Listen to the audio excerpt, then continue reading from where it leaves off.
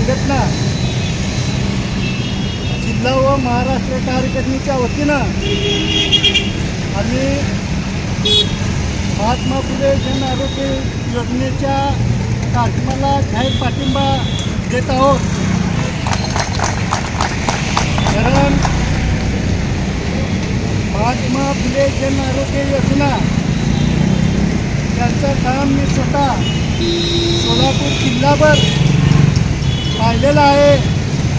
कारण जन आरोग्य योजनेच्या कर्मचाऱ्यांनी आपला स्वतःचा जीव धोक्यात घालून रस्त्यावर कुणीसुद्धा फिरकत नव्हतं, तिथे गेलं तर पाणी मिळत नव्हतं, चहाची सोय नव्हती, अशा अवस्थेत उपाशी राहून महात्मा फुले जन आरोग्य योजनेच्या जे कर्मचारी आहेत जनता आणि शासनाच्या मधला दुवा म्हणून त्यांनी केलेलं काम ही कौतुकास्पद आहेत। परंतु शासनाने त्यांच्या मागणीचा विचार केला पाहिजे।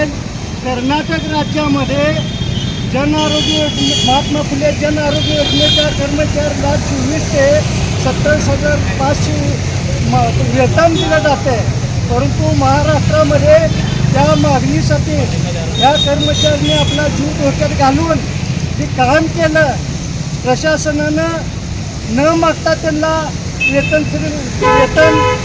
द्यायला पाहिजे होतं, परंतु जीव धोक्यात घालून काम करणाऱ्या जन आरोग्य योजनेच्या कर्मचाऱ्याला आपल्या वेतन मागणीसाठी उपोषण करायला लागतं, ही लाजिरवाणी बाब आहे। शासन नको त्या ठिकाणी करोडो रुपये खर्च करते, परंतु जिथं कुटुंब 11,000 मध्ये कुटुंब भागू शकत नाही, अशा परिस्थितीत आपली वेतन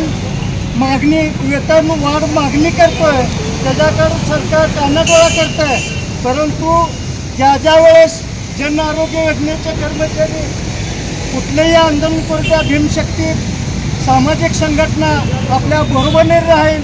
महाराष्ट्रामध्ये सुद्धा आम्ही सर्व कार्यकर्त्यांशी संपर्क साधून जन आरोग्य कर्मचाऱ्याच्या आंदोलनाला आम्ही जाहीर पाठिंबा देतो आणि ह्याला जर वेगळं वळण लागलं तर त्याची सर्वस्वी जबाबदारी शासनावर राहील, एवढं या ठिकाणी भीमशक्तीच्या वतीने मी इशारा देतो आणि या ठिकाणी थांबतो।